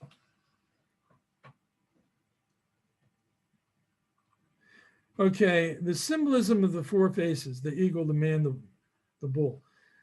The man represents intelligence and communication. This goes back to Ezekiel. You also find it in Revelation. You will find that John in Revelation uses examples from Ezekiel frequently. The ox or the bull represents strength, strong, power. The eagle represents mobility and the ability to see in various directions as that bird is mobile. And the lion represents royalty and dominion. Those are the symbols. Okay, on Abraham, Lord says, I know you fear God. Are you suggesting a dualism here beyond the language? Perhaps the Lord is theological while God is his psychological and personal manifestation. I don't see that in the text. I've never heard any of the commentators go there. These words in Hebrew have specific meanings. To an Orthodox Jew, the word Elohim for God would mean God in his judgment, and the word Yahweh or Yod-He, Vav-He would mean God in his mercy. That's developed from their understanding of the text.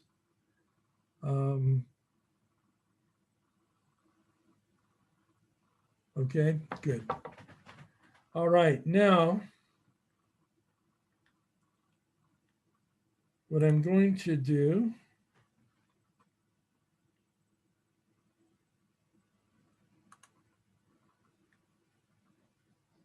I'm going to allow everybody who wants to make a comment to unmute themselves.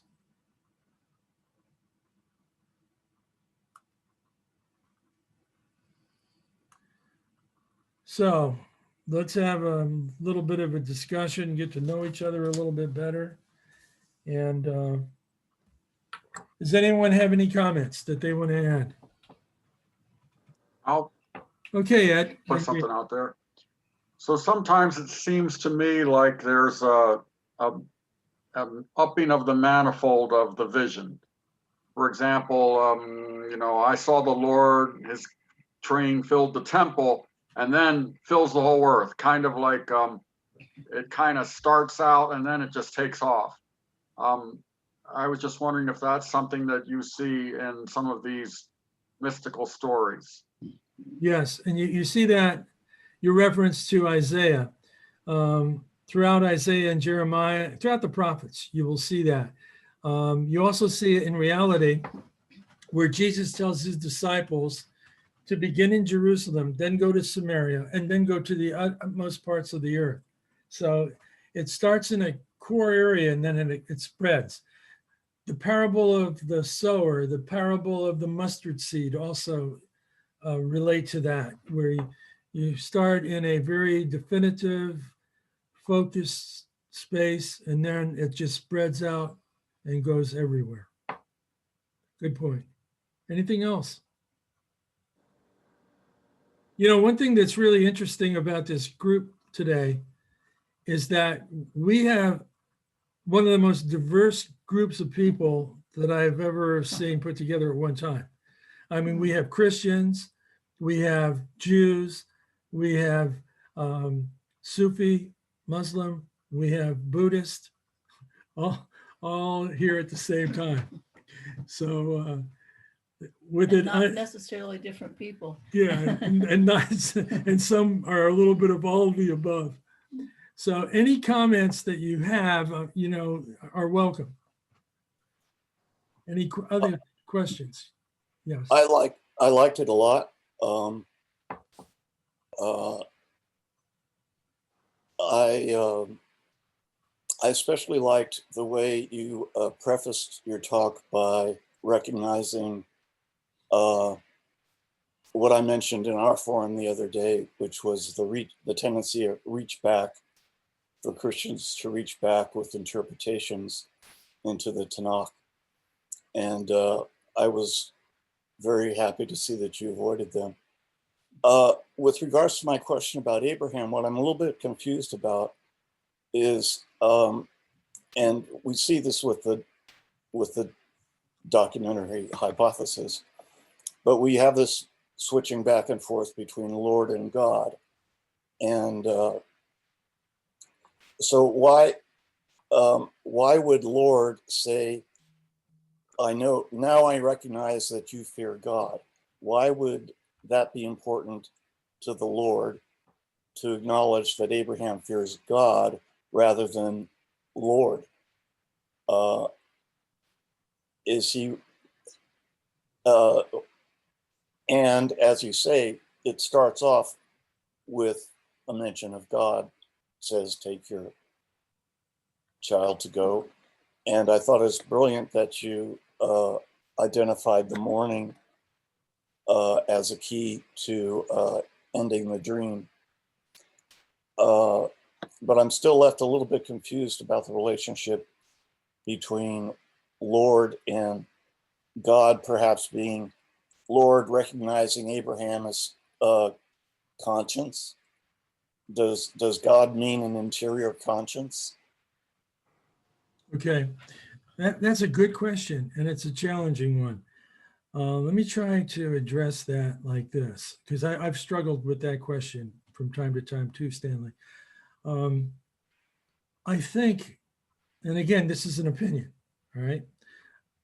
I think that what is being stated there is God is acknowledging, Yahweh, the Lord God, Yod-Keh Vav-Keh, is acknowledging that Abraham respected a higher authority providing some guidance in the dream. Abraham respected that authority, but perhaps misinterpreted it. And as a result of that,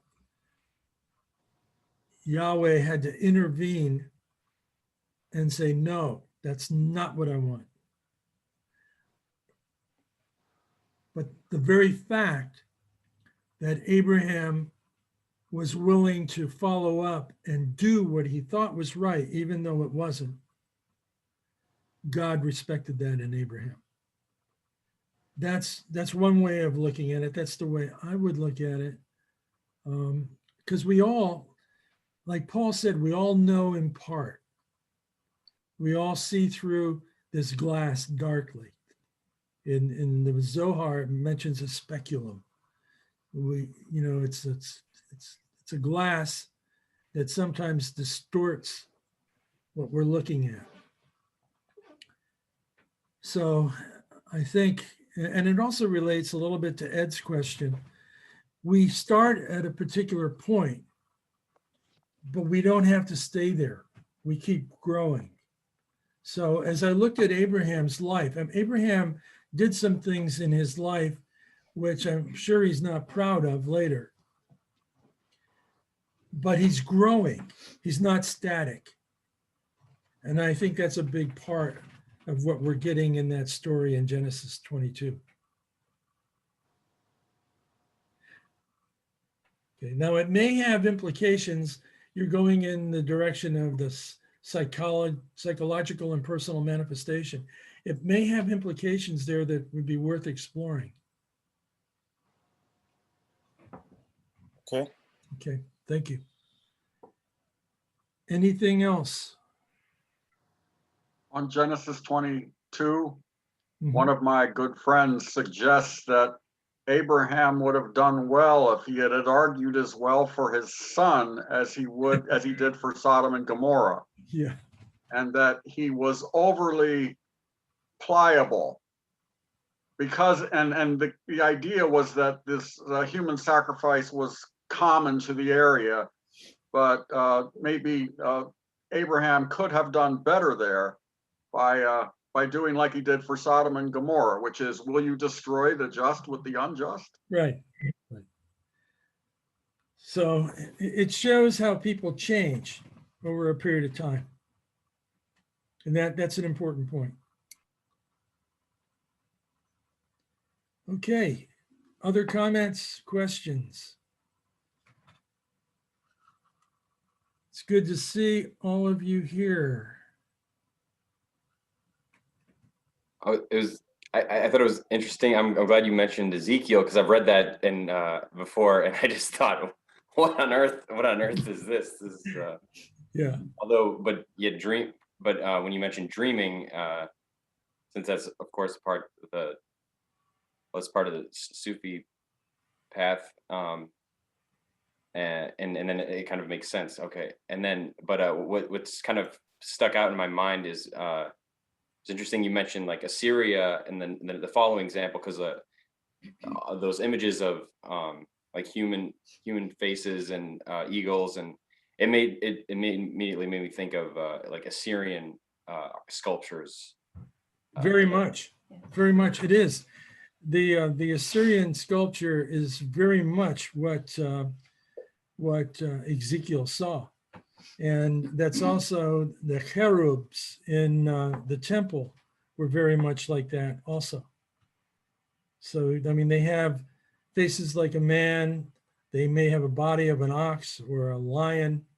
They may have the bull. That's very common. But those are representative of power, various kinds of powers.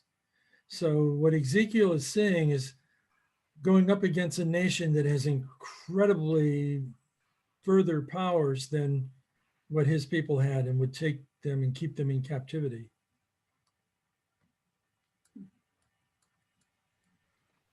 Interesting. Thank you, Kurt. Let me throw, I don't see anybody else on, so let me throw this out. Do we need to distinguish between mystical experiences that are directly perceived and those that come via angels? Are you a mystic or a prophet if you get your message from an angel? Can any run-of-the-mill person get a message from an angel?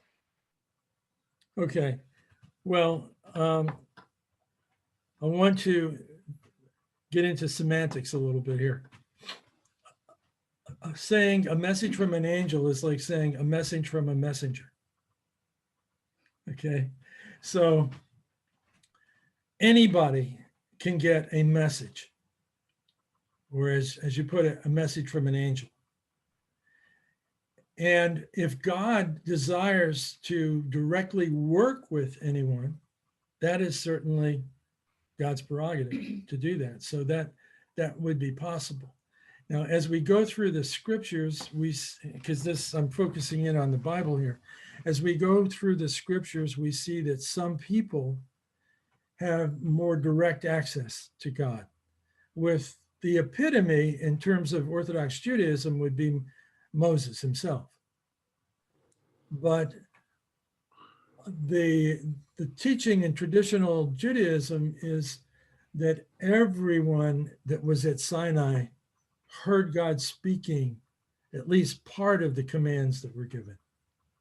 So, yes, I mean, if God can speak through a donkey in the area with Balaam, God could speak through anyone.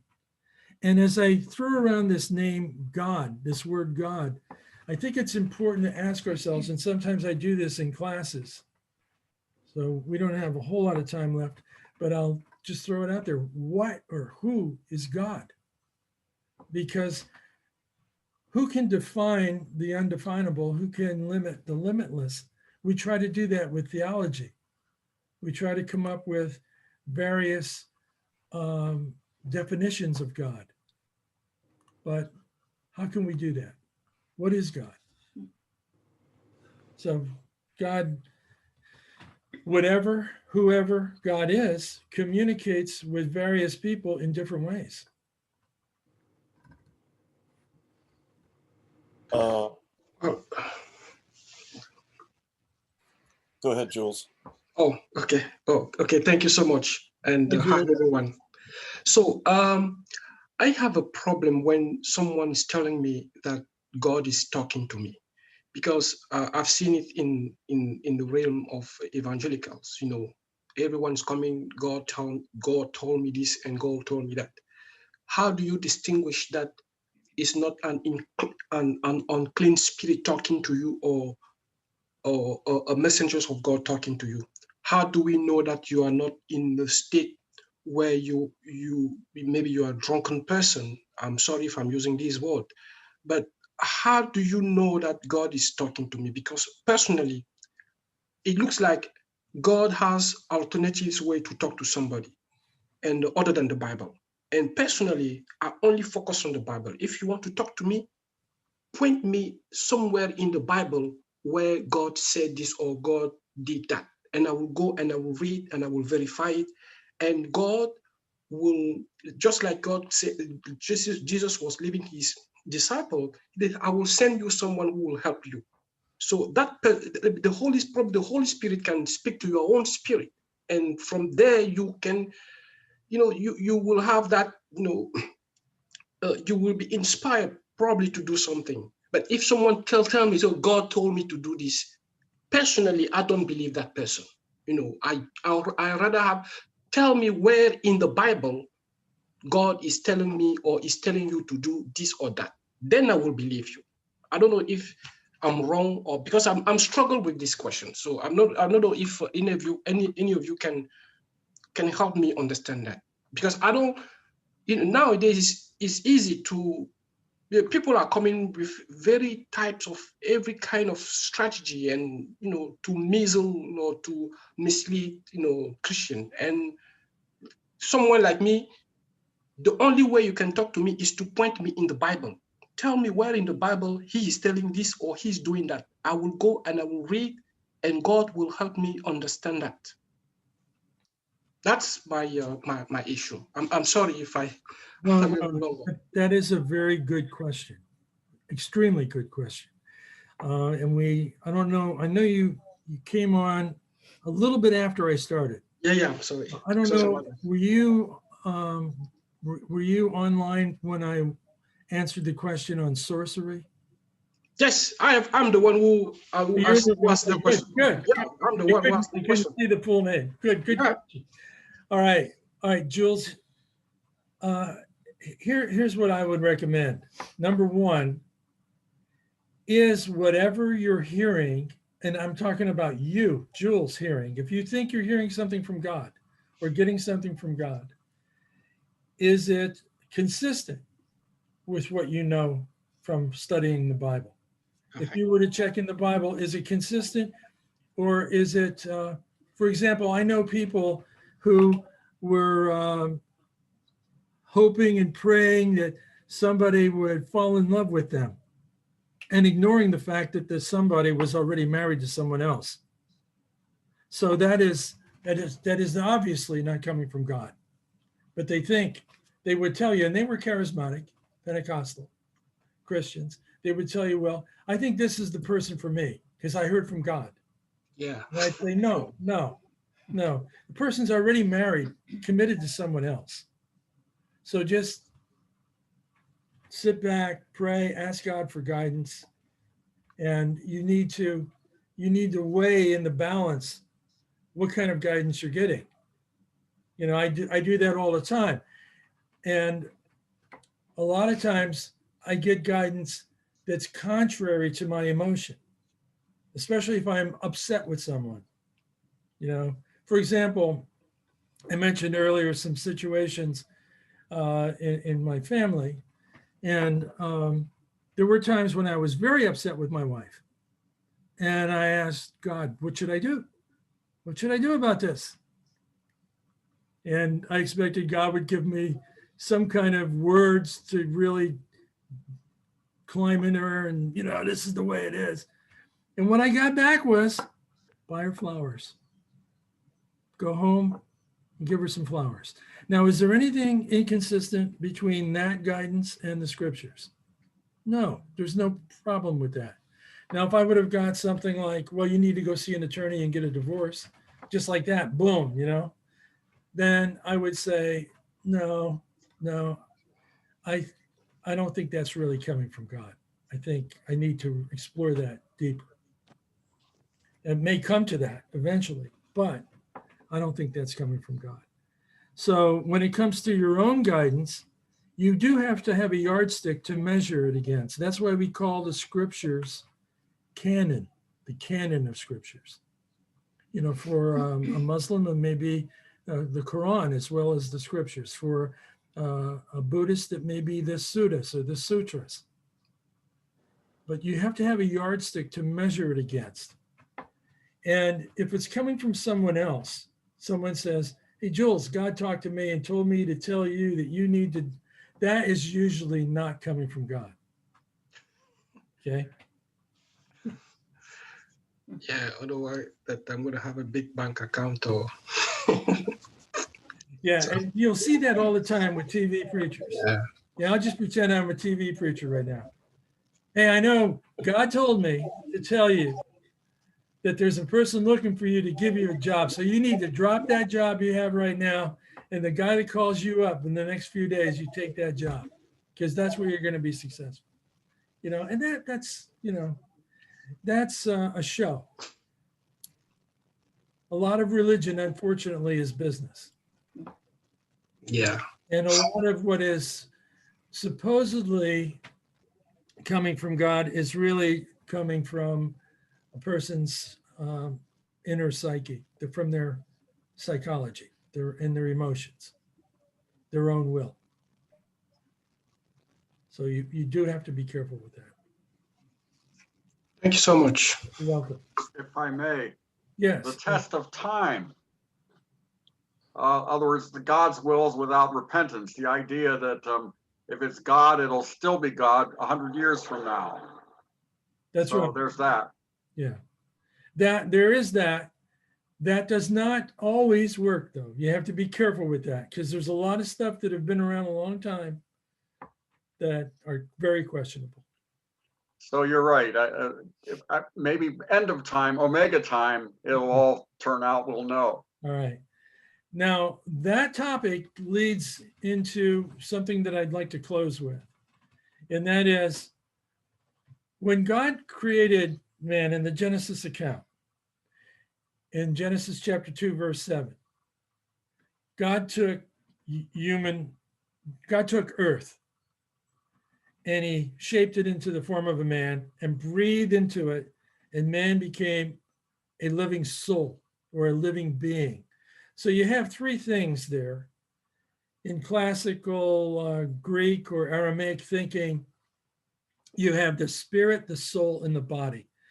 This is described in that order by Paul in 1 Thessalonians chapter 5, verse 23. So I want to talk about this just briefly and then meditate on it for just a moment as we consider Jules' question in particular. We are material substance that the Spirit of God has come into.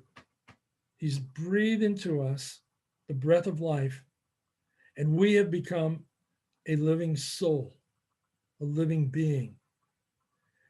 So consider, a lot of meditation starts with focus on the breath. That's really an important aspect of meditation, breathing. The breath is also spirit. Ruach, or rucha in Aramaic, can mean wind, breath, spirit. Could mean any one of those things, and they're all related to each other. So that life from God comes into us, into our flesh, and then we become a living being. So as we meditate, I want you to meditate on that. Is you have God's life coming into you. Anything that's not from that source that might adulterate that source, you need to be aware of, have a filter. The filter, Jules, is the Bible. So we use that filter and we say, okay, I'm going to have to reject that. I'm going to have to reject that particular thing because it's not consistent with what I'm about. So you have that breath, that life coming into you, and that enlivens that material substance that's your flesh. So let's just take a moment and be quiet and just meditate on that.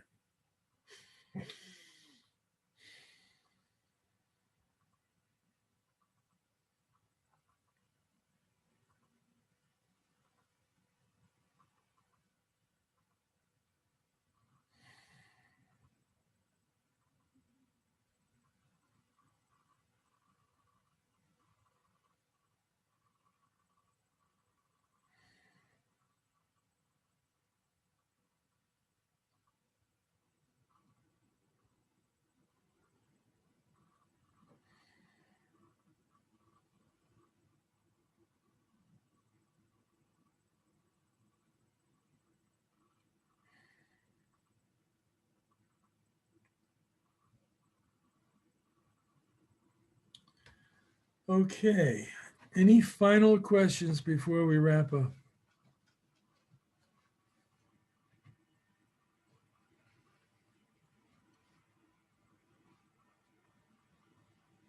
Okay, well, thank you all for being here. I had a question, actually. Yeah, I've I'm got a sorry. question from Natalie over there. As you move from the Old Testament or Tanakh into the Gospels and the Epistles, is there any change in how mysticism comes forth? Does it evolve at all, the types of mysticism or the way in which, we might be led to that? That is a good question. That's an interesting question too. Not really, not a significant change, because what you see in Paul and Peter in particular, and what you see in Jesus, Jesus is obviously very highly developed in what he receives from the Father and what he passes on. But it's not significantly different. It comes in visions, in voices, in dreams. I mean, right, even in the Christmas stories that you're going to hear in the next few weeks going into the end of December, Joseph has a dream, Mary has a dream, angels appear. I mean, things like that are happening. And the big difference, if there is one, is the authority. Moses and Jesus packed tremendous authority. So a lot of it goes back to them.